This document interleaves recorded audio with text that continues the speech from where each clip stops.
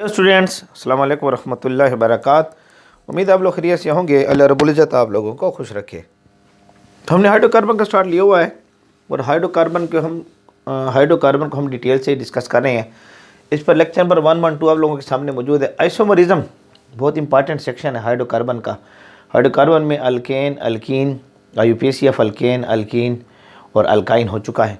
Hydrocarbon में isomerism पर lecture number 16 है। स्टीरियो आइसोमरिज्म को हमने स्टार्ट लिया हुआ है और स्टीरियो आइसोमरिज्म में लेक्चर 05 आप लोगों के सामने मौजूद है।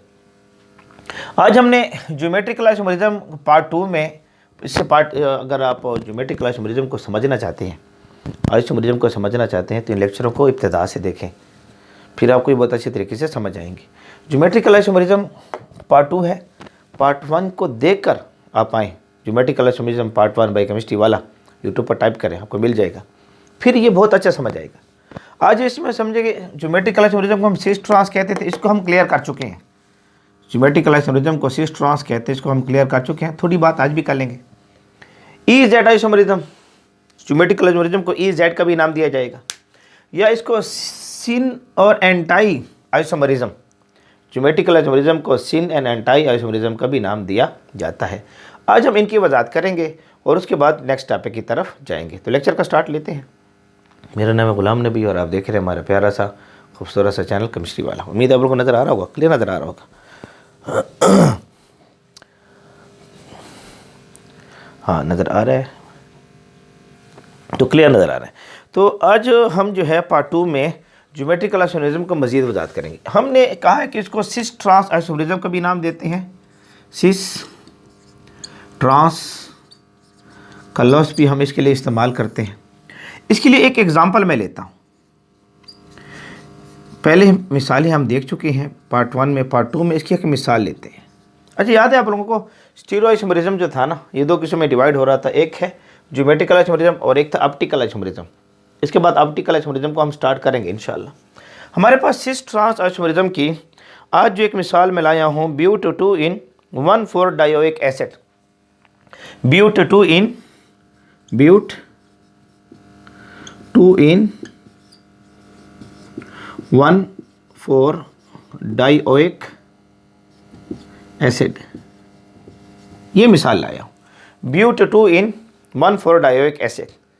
ये हमारे पास आज की जो है छोटी सी मिसाल है। इसको इस तरह इधर लिख दो, यहाँ लिख दो, ब्यूट 2,1,4 डायोइक एसिड, ये हम मिसाल ले रहे हैं आज।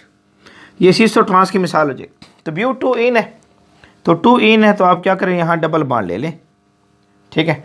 ब्यूट है तो 4 कार्बन है, इस तरफ आप एसिटिक एसिड लगा दें, कार्बोक्सिलिक एसिड का फॉर्मूला लगा दें, COOH, इधर भी COOH लगा दें।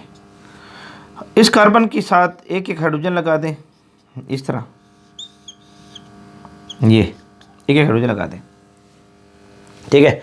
अब देखें, ये मेरे पास जो है एक नंबर यहाँ स्टार्ट कर दूँ 1, ये हो जाएगा 2, ये हो जाएगा 3 और ये हो जाएगा 4 कार्बन है तो ब्यूट, 2 पर डबल बॉन्ड है, 2 और 3 में 2 पर डबल बॉन्ड लिख देंगे, ब्यूट 2 इन, और 1 और 4 के ऊपर कार्बोक्सिलिक एसिड है जिसको हम डायोइक एसिड का नाम देते हैं। तो अब देखें, ये जो आपके पास जो है ये हाइड्रोजन एटम है, सेम साइड पर मौजूद है। इस तरफ चेक करें, कार्बोक्सिलिक एसिड का फंक्शनल ग्रुप है, कार्बोक्सिलिक एसिड का फंक्शनल ग्रुप इसमें लिखते हैं ना, C डबल बॉन्ड O और OH, यहाँ बॉन्ड खाली है, यहाँ इसके साथ कार्बन लगा हुआ है, कार्बोक्सिलिक एसिड है ये, कार्बोक्सिलिक एसिड। यूट्यूब पर टाइप करें functional group of organic compound bye chemistry वाला, ये टॉपिक आपको मिल जाएगा। इसके ऊपर मैं तफसीलन बात कर चुका हूँ। तो यहाँ पर देखें, ये ग्रुप सेम साइड पर है तो हम इसके लफ्ज़ यूज़ करेंगे cis but 2,1,4 dioic acid, cis but 2,1,4 dioic acid. इस तरीके से अगर मैं यहाँ पर ले लेता हूँ C डबल बॉन्ड C और यहाँ ले लेता हूँ COOH, इस तरफ ले लेता हूँ COOH, इस तरफ ले लेता हूँ H और इस तरफ ले लेता हूँ H। तो अपोजिट साइड के ऊपर ये ग्रुप जो है अब एक दूसरे के अपोजिट साइड पर है। इन ग्रुप को देखो, एक दूसरे अपोजिट साइड पर है, अपोजिट साइड पर के ऊपर मौजूद है। इसके लिए मैं लफ्ज़ यूज़ करूँगा ट्रांसब्यूट-टू-इन, ट्रांसब्यूट-टू-इन 1,4-डायोइक एसिड।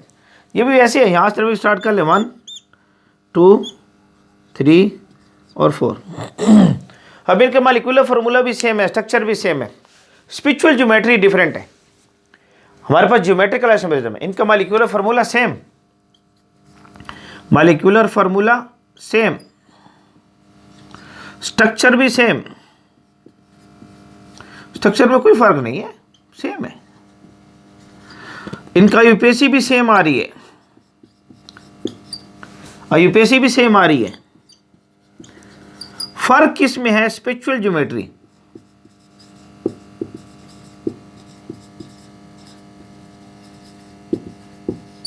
स्पिरिचुअल ज्योमेट्री में फर्क है, यहां पर डिफरेंट आएगा। इन अरेंजमेंट ऑफ एटम या group in the space different है, यहां पर इस स्पेस में मौजूद है, यहां पर अपोजिट स्पेस में मौजूद है। तो स्पेस में जो एटम के अरेंजमेंट है इसमें फर्क आएगा, इसलिए इनकी प्रॉपर्टीज में फर्क होगा। ये डिफरेंट कंपाउंड होंगे, डिफरेंट कंपाउंड होंगे,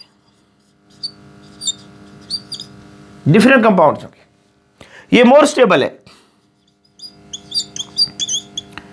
ये मोर स्टेबल है। स्टीरिक हैंड्रेंस, यहाँ रेजिस्टेंस कम है, या ये लेस स्टेबल है, यहाँ पर स्टेरिक हैंड्रेंस जो है रुकावट, एक दूसरे रिपल्शन, स्टेरिक रिपल्शन ज़्यादा है, यहाँ पर स्टेरिक रिपल्शन है, स्टेरिक रिपल्शन लेस स्टेबल है। मोर रिएक्टिव है, रिएक्टिव तेजी के साथ होगा, लेस स्टेबल है ना, ये लेस रिएक्टिव है। देख ले दोनों को। तो इसको नाम देते हैं सिस ट्रांस का नाम देते थे। एक मिसाल एक्स्ट्रा भी आपको समझा दी। अब हमने इसके लिए सिस और ट्रांस को ई एंड जेड आइसोमरिज्म कब कहेंगे? ई एंड जेड आइसोमरिज्म कब कहेंगे? E and Z isomerism, geometrical isomerism को हम ई एंड जेड का भी नाम देते हैं। E and Z, E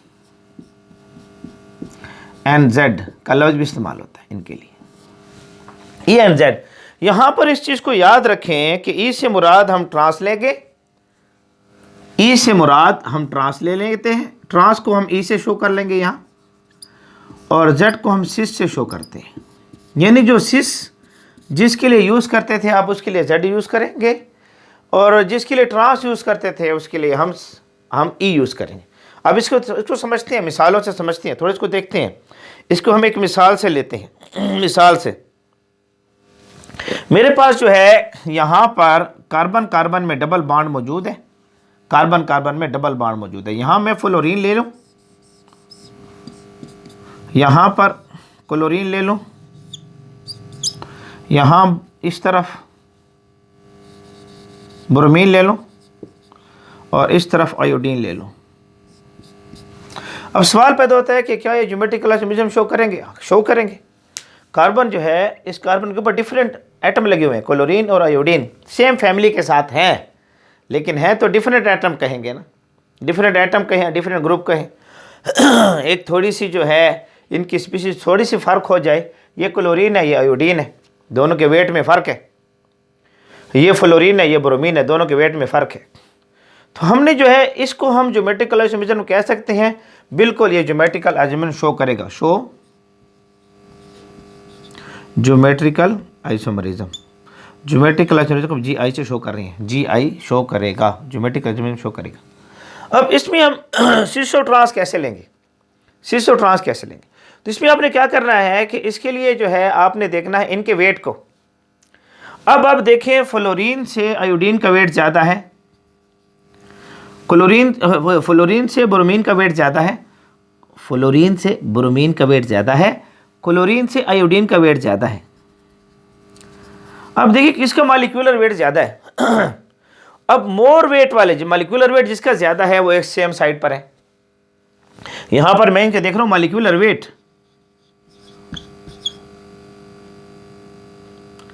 atomic weight, molecular weight ले लें, एटॉमिक वेट ले लें, एटम है तो इनके एटॉमिक वेट ले लेते हैं। एटॉमिक नंबर के हिसाब से भी बात चलती है, लेकिन अब एटॉमिक वेट लें।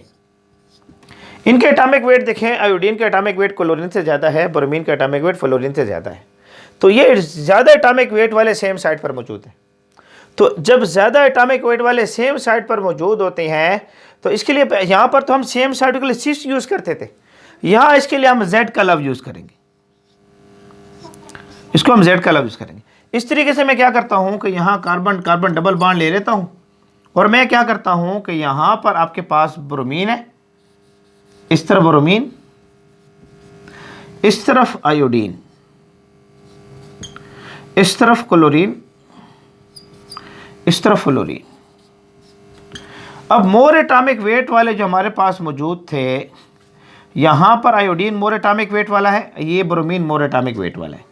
आयोडीन का एटॉमिक वेट क्लोरीन से ज़्यादा है, ब्रोमीन का एटॉमिक वेट फ्लोरीन से ज़्यादा है, अपोजिट साइड पर मौजूद है। तो इसके लिए हम ई इस्तेमाल करेंगे। तो ये जो Z था ये हमने सिस के लिए इस्तेमाल कर लिया और ये जो E है ये हमने ट्रांस के लिए इस्तेमाल कर लिया। इस वजह से ज्योमेट्रिकल आइसोमरिज्म को हम EZ से भी हम शो करते हैं, EZ से भी हम इसके लिए क्या करते हैं, लव यूज़ करते हैं। हाँ, अब से है ये ज्योमेट्रिकल आइसोमरिज्म शो करेगा। Arrangement of the atom in the space different है, इन दोनों की प्रॉपर्टीज़ में फ़र्क होगा, इसकी और इसकी प्रॉपर्टीज़ में, इसकी और इसकी प्रॉपर्टीज़ में क्या होगा, फ़र्क होगा, दोनों की प्रॉपर्टी में फ़र्क होगा। वही फ़र्क स्टेबिलिटी, पहले लेक्चर को चेक करें, रिएक्टिविटी, दोनों में बहुत ज़्यादा फ़र्क पाया जाएगा। है डिफरेंट कंपाउंड हमारे पास पाए जाते हैं, तो इसको EZ के लिए हम लव यूज़ करते हैं। इस तरीके से सिन एंड टाई को भी चेक करते हैं, इसको नोट कर लें, स्क्रीनशॉट ले लें, मुझे जगह ज़रूरत पड़ेगी, ले लें, शाबाश। तो आपके पास जो है सिन और एंटाई का लफ्ज़ भी हम यूज़ करते हैं इसके लिए, साफ़ करना होगा। देखिए इसको, तो इनके मॉलिक्यूलर फार्मूले सेम हैं, स्ट्रक्चर भी सेम है, IUPAC भी सेम आएगी, हाँ, लेकिन अरेंजमेंट ऑफ एटम या ग्रुप इन द स्पेस जब डिफरेंट हो जाएगी तो इन दोनों, अब ये दोनों डिफरेंट कंपाउंड हैं, दोनों की प्रॉपर्टीज़ जो हैं हमारे पास जो है वो डिफरेंट है, इसकी और इसकी प्रॉपर्टीज बहुत ज़्यादा फ़र्क है। रिएक्टिविटी जो है इसकी ज़्यादा है, इसकी रिएक्टिविटी कम है। तो ये क्यों, arrangement of atom in the space different हो रही है। इस तरीके से जो हमारे पास सिन और एंटाई, इसके लिए हम लफ्ज़ सिन और एंटाई का लफ्ज़ भी यूज़ करते हैं। सिन और एंटाई का लफ्ज़ भी हम इसके लिए क्या करते हैं, यूज़ करते हैं, सिन एंड एंटाई। अब सिन का लफ्ज़ जो है, जैसे वहाँ सिस यूज़ करते थे, यहाँ पर सिन यूज़ करेंगे। एंटाई ट्रांस के लिए यूज़ करेंगे, ट्रांस के इक्विवेलेंट ले लेंगे, सिन को सिस के इक्विवेलेंट ले लेंगे। जिस तरीके से यहाँ E को हमने ट्रांस के इक्विवेलेंट लिया, Z को हमने सिस के इक्विवेलेंट लिया, यहाँ पर सिन को सिस के इक्विवेलेंट लेंगे और एंटाई को ट्रांस के इक्विवेलेंट लेंगे। इसकी मिसाल देखते हैं। इसमें हमने देखना होता है हाइड्रोजन और हाइड्रॉक्सिल ग्रुप की जो अरेंजमेंट है उसको हम देखेंगे, इसकी अरेंजमेंट को हम देखेंगे इन स्पेस, और इसकी बुनियाद के ऊपर हम फैसला करेंगे कि ये सिन है या एंटाई है, सिन है या एंटाई है। इसके लिए लफ्ज़ यूज़ करेंगे। मिसाल के तौर पर इसके लिए मैं एक मिसाल आप लोगों के सामने ले रहा हूँ, आप थोड़ा सा उस मिसाल को चेक करें, शाबाश। अल्डो अक्जीम, अल्डो अक्जीम, अल्डो अक्जीम, अल्डो अक्जीम, ये अल्डो अक्जीम अल्डिहाइड फंक्शनल ग्रुप होता है। अल्डो अक्जीम जो है अल्डिहाइड फंक्शनल ग्रुप से बनते हैं। क्या होता है अल्डिहाइड का फंक्शनल ग्रुप, R, यहाँ C है, यहाँ डबल बॉन्ड O है, यहाँ H है, यहाँ R है, ये अल्डिहाइड है, इसको नाम देते हैं अल्डिहाइड। ये क्या है, अल्डिहाइड, अल्डिहाइड हमारे पास है, ये अल्डिहाइड है, ठीक है। अब क्या करेंगे कि अल्डिहाइड की यहाँ CH3 लिख दूँ, ठीक। यहाँ से मैं क्या करूँ, ऑक्सीजन को हटा दूँ, इसकी जगह नाइट्रोजन लगा दूँ, और यहां पर इसके साथ OH लगा दो। इसके पास यहां लोन पेयर ऑफ इलेक्ट्रॉन मौजूद है, लोन पेयर ऑफ इलेक्ट्रॉन मौजूद है। इनको ऐसे शो कर दूं, ऐसे, ठीक है। इसको नाम देते हैं अल्डोऑक्जेम, अल्डोऑक्जेम, अल्डोएक्साइम, एक्जिम कहें, ऑक्साइम कहें, अल्डोएक्साइम। ये मेरे पास अल्डोएक्साइम है। क्या ये ज्योमेट्रिकल आइसोमरिज्म शो करेगा? तो ये शो करेगा ज्योमेट्रिकल आइसोमरिज्म। असल में स्पेस में जो इलेक्ट्रॉन डेंसिटी है वो डिफरेंट होती है ना। हम जो कह रहे थे स्पेस में जो एटम होंगे, ग्रुप ऑफ एटम होंगे, वो डिफरेंट होंगे। यहाँ पर क्या होती है कि स्पेस में, असल में तो क्या है, स्पेस में इलेक्ट्रॉन डेंसिटी वो डिफरेंट हो जाए बस। तो हम कह देते हैं कि ज्योमेट्रिकल आइसोमरिज्म शो करेगा। तो अब क्या करें, यही आपने क्या करना है कि यहां पर आप ले लें ये कार्बन, यहां इस तरफ H ले लें, डबल बॉन्ड नाइट्रोजन है, सॉरी डबल बॉन्ड नाइट्रोजन है। यहां पर आपने इलेक्ट्रॉन डेंसिटी ले ली। यहाँ ये जो कार्बन है हमारे पास मौजूद है, कार्बन जिसके साथ जो है यहाँ इलेक्ट्रॉन डेंसिटी है, यहाँ पर हाइड्रोजन ले लें, OH हाइड्रोक्साइड ले लें, और यहाँ CH3 ले लें। देखिए एक स्ट्रक्चर ही है। एक इस तरह ले लो, कार्बन डबल बॉन्ड नाइट्रोजन, ठीक है, यहाँ पर हाइड्रोजन है, यहाँ इसके साथ OH, या इस तरह कर लूँ मुझे आसानी रहेगी, यहाँ OH, यहाँ हाइड्रोजन, यहाँ इलेक्ट्रॉन डेंसिटी, और यहाँ CH3। अब आप चेक करें इन दोनों को।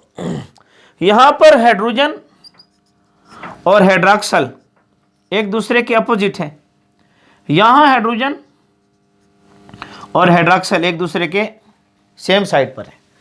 तो ये अल्डोऑक्साइम जो हमारे पास मौजूद है, ये अल्डोऑक्सीम, इसमें हमने हाइड्रोजन और हाइड्रोक्सल की बुनियाद के ऊपर ये बात करनी थी। तो यहाँ पर हाइड्रोजन और हाइड्रोक्सल ग्रुप अपोजिट साइड पर हैं। तो मैंने क्या बताया था, सिन के लिए आप सिस अपोजिट साइड पर है तो एंटाई अल्डोएक्साइम इसको नाम दिया जाएगा। सेम साइड पर है हाइड्रोजन हाइड्रोक्सल तो इसको नाम दिया जाएगा सिन अल्डोएक्साइम। तो ये अल्डोएक्साइम है, एंटाई अल्डोएक्साइम, ये सिन अल्डोएक्साइम है। इसको नाम देते हैं syn and anti geometric isomerism. हमारे सामने आएगा ये। इन दोनों की प्रॉपर्टी डिफरेंट है, ये दोनों एक दूसरे के डिफरेंट कंपाउंड है, दोनों की रिएक्टिविटी में फ़र्क है, दोनों के रिएक्शन में फ़र्क है, वही जो हम बता चुके हैं।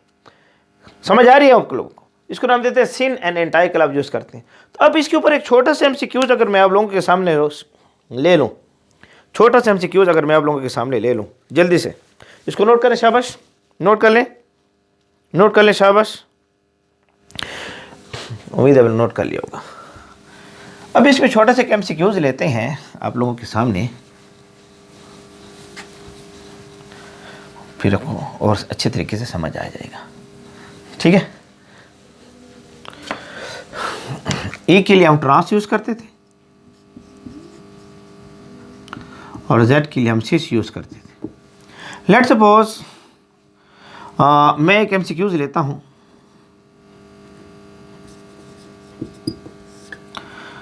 एक कंपाउंड ले रहा हूँ, कार्बन कार्बन में डबल बॉन्ड, यहाँ पर ड्यूटेरियम है, यहाँ पर मेरे पास मौजूद है हाइड्रोजन, यहाँ पर मेरे पास मौजूद है ट्रिटियम, यहाँ पर मेरे पास मौजूद है हाइड्रोजन। MCQs में ले रहा हूँ कि ये जो कंपाउंड है